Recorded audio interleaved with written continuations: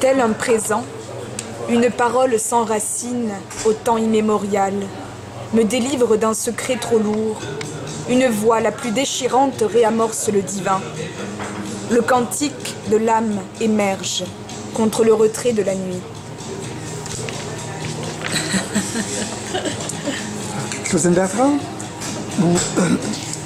dans le cadre des récitals de poésie du centre-ville, nous allons te rendre un hommage dimanche prochain, le 16 novembre, à 16h30, au bar Piranha. Et les récitals de poésie du centre-ville sont organisés par Maëlle Dupont et par moi-même, Louis Royer. Alors, on fait une petite interview comme ça, dans un endroit très sympathique, là, rue Saint-Denis. Alors, j'ai une petite question que je vais te demander. Bon, de toute façon, cet hommage-là, il y a plusieurs poètes, disons, de plusieurs groupes d'âge qui vont te rendre hommage en lisant de tes poèmes, mais aussi en lisant de leurs poèmes. Et je vais les nommer parce que c'est intéressant de... Parce qu'il y en a plusieurs, je crois, que tu ne connais pas. Alors, il y aura Marie-Charlotte Aubin. Évidemment, il y aura mon groupe, mon duo Cortésia, moi-même avec Jessica. On va chanter quelques chansons, dont évidemment Claudine, tu dois t'en douter. Claudine, elle écrit. Oh oui, ça, j'ai hâte de l'entendre. Il y aura Maëlle Dupont. Il y aura notre duo, je forme un duo poétique avec Maëlle Dupont. On se nomme Finamour. Alors, ça là. Il y aura Dominique Gaucher. Oui, que je connais pas. Il y aura Magnolia Akomski, Vicky Lafox, Catherine Lavoie, Brigitte Moloche, Marie-Belle Ouellet, Catherine Ouellet-Simard et Marjolaine Robichaud. De belles découvertes en poésie pour moi. Oui, puis c'est un peu... Ça fait partie de notre concept. C'est l'un des motifs peut-être de rapprocher ces récitals. Oui. Rapprocher des générations, rapprocher des voix différentes. Exactement. Comment faire découvrir. Parce que si ces personnes-là ou ces poètes en émergence, peut-être qu'elles n'étaient pas dans les sillons où on était, parce que non, il y a une trentaine d'années... C'est des découvertes à double sens. Oui, à double sens. Moi, je les découvre, comme tu dis, et elle découvre mon écriture ou ma poésie. Et c'est de partager. Hein? Je pense que c'est le lieu du partage. Exactement. Moi, c'est ça que j'ai aimé en poésie. Il y a plus une certaine solidarité, une entraide, qu'on sache ce que l'autre fait, ce que les autres font, et puis les lire nous amène aussi ailleurs. Je veux dire, lire, disons, nos contemporains, parce qu'au fond, je trouve que la formule que vous utilisez a vraiment un intérêt urbain de faire découvrir ce qui se passe dans notre ville, dans notre pays, quoi, et sur notre propre continent, parce que, au fond, ce sont des poètes vivants. Et ça, j'ai trouvé ça très intéressant. Exactement. C'est notre concept, parce qu'il y a d'autres événements qui rendent des hommages à des poètes disparus. Exactement, alors, poètes disparus. Alors nous, c'est les poètes vivants. J'aimerais te demander plus précisément, comment tu reçois cet hommage-là qu'on va te faire là?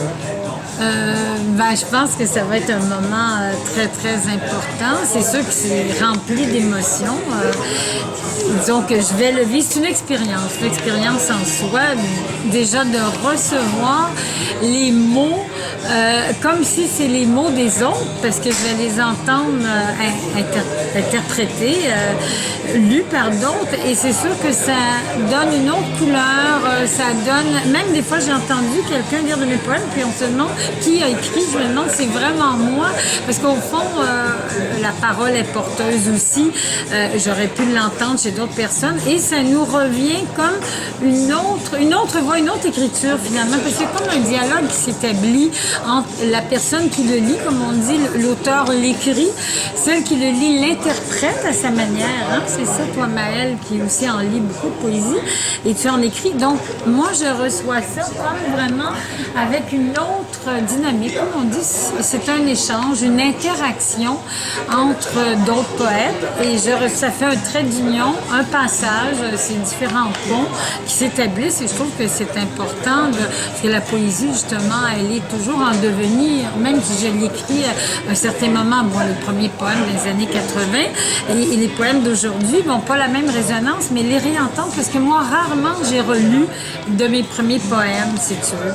Parce que Louise Dupré, qui a colligé l'anthologie Rouge assoiffé, dont les poèmes seront la plupart extraits de ça, parce que c'est, au fond, une rétrospective de mes livres. Hein. Ce sont des extraits de chacun de mes livres par ordre chronologique. Alors, quand Louise Dupré fait le choix, c'est Louise Dupré qui avait fait une belle sélection, parce que moi, je les aimais tous, lesquels j'aurais choisi, et j'avais pas tendance à relire.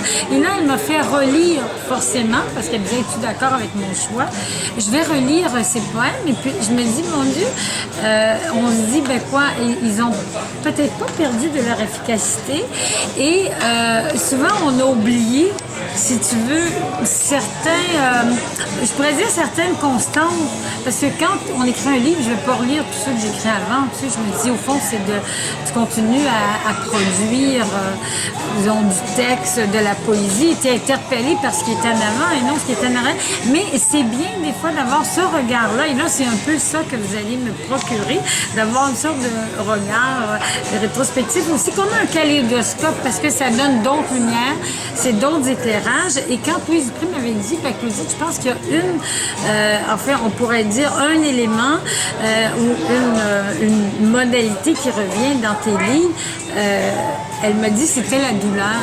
Et moi, j'avais jamais remarqué que même le mot douleur était inclus dans chacun de mes livres, si tu veux moduler différemment, tu sais, comme un chanteur, justement, va reprendre des thèmes, et elle a dit, la douleur est présente, mais évidemment, elle va porter sur des facteurs différents. Au début, ça peut être douleur personnelle, douleur intime, ensuite la douleur sociale, douleur politique, donc le mot douleur va s'élargir de plus en plus, et ensuite aller jusque dans les ailleurs, parce que j'ai été portée beaucoup par l'Afrique. Vers la fin, on voit que c'est une autre dimension qui s'ajoute à ma poésie. Donc, au début, je pourrais dire que c'était la quête des origines, tu sais, parce qu'on se questionne qui on est, d'où l'on vient. Et un peu ce que tu as lu, l'extrait, Maëlle, que tu as très bien lu, il y avait aussi le secret. Parce que pour moi, la poésie aussi, c'est le mystère, le secret, que on ne dévoile pas, mais qui nous interpelle et qui est toujours là. Et à un moment donné, on peut le lâcher, comme on dit, ou par des morceaux seulement. Tu sais, comme on dit, c'est des petits éclats. On n'ose pas tout dévoiler d'un seul bloc. Et au tout début, donc, les origines, la quête des origines, je ne l'ai pas trouvé encore tout à fait, mais bon, d'où l'on vient. Et ensuite, la quête amoureuse, qui est toujours aussi aller vers l'autre. Hein, on se découvre et on veut découvrir l'autre. Donc, quête amoureuse qui a été au moins pendant une dizaine d'années, je pourrais dire toute une décennie. Et ensuite, l'amour est toujours présent, mais sous d'autres facettes. Tu sais, ça peut être l'amour, je dirais l'amour universel, l'amour des autres, tu sais, l'amour d'un environnement. Donc, il y a aussi notre société, de quoi l'on est fait, de quoi sont faits les autres. Donc, un regard tourné vers les autres.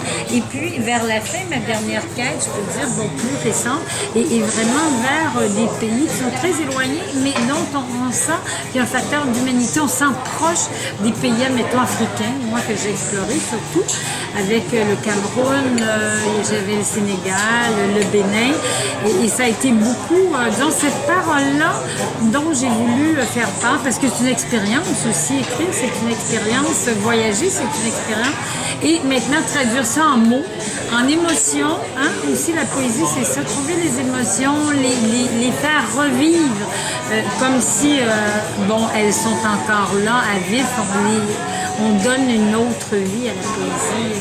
Et ce qu'on a vécu, au fond, ce qu'on a vécu ne meurt jamais. Alors, c'est ça pour moi, la poésie, c'est vraiment le langage qui est toujours présent. Alors, on présentise, on réactualise ce que l'on vit à travers les mots poétiques, à travers des images. Moi, c'est beaucoup le langage d'images, hein, vous avez dit, merci. Oui. Alors voilà, donc j'ai essayé la quête des origines et jusqu'à aujourd'hui. Et là, ben, aussi, c'est une quête de sens, hein, parce qu'à travers tout ça, c'est un sens que l'on cherche, le sens ben, à la fois de la vie, le sens de l'autre, le sens des choses, pourquoi cela arrive, pourquoi il y a du tragique, pourquoi les guerres, pourquoi... Alors que la poésie est un langage de paix, un langage d'amour. Pour moi, c'est aller à la rencontre de l'autre, c'est essayer de le comprendre, essayer d'avoir une oreille aussi. Pour moi, la poésie, c'est de développer une oreille, comme un peu la chanson, j'imagine. Souvent, on dit on a perdu nos oreilles, on les a, mais on n'entend plus rien parce que le murmure urbain ou la rumeur est trop présente, est trop prégnante, et c'est pas ça qu'on va entendre. Donc, le langage poétique, c'est un autre discours, je dirais. Ce sont une autre valeur qui est peut-être beaucoup plus intime, plus intérieure, et on essaie de le faire rejaillir à l'extérieur. Et ce que j'aime dans cette formule d'hommage, d'un hommage et non pas de dommage, je trouve pas ça, c'est pas quelque chose de narcissique. Je verrais pas ça comme ça. Au contraire, c'est vraiment aller à la rencontre de cette parole-là et de la partager aux autres. Et je pense qu'elle n'est pas assez présente dans notre société, même ailleurs, elle n'est pas toujours aussi présente. Et les tribunes de poétique ont eu tendance à s'effacer un peu. Et là, bien, je pense qu'il y a un retour. C'est bien qu'il y ait différents cafés, différents bars qui donnent la parole à la poésie. Moi, je trouve ça vraiment de chapeau. Donc, ce sera la poésie du centre-ville. Je pense que je fais partie, ma poésie est urbaine aussi, je fais partie de la ville. Et comment on peut préserver notre environnement aussi à travers ça, tu sais, parce que j'en ai parlé quand même de l'environnement. Et c'est pas un retour à la nature, mais que dans la ville, il y a ces espaces-là. On a besoin d'espaces, de verdure, d'oasis, pour se ressourcer. C'est pas toujours obligé d'aller à la campagne, si on peut y aller, tant mieux, mais qu'à la ville, on puisse avoir aussi ces formules de ressourcement, je dirais, des paysages qui nous font voyager, qui nous amènent ailleurs aussi. C'est ça la poésie, de s'arrêter quelques instants dans un parc, de prendre le temps de dire, bon, je regarde la verdure, on regarde les arbres, on voit, il y a toujours une évolution, la nature est en mouvance, comme nous, comme l'être humain, je pense qu'on évolue, et la poésie, c'est de traduire cette évolution-là, qui est toujours en cours. Voilà.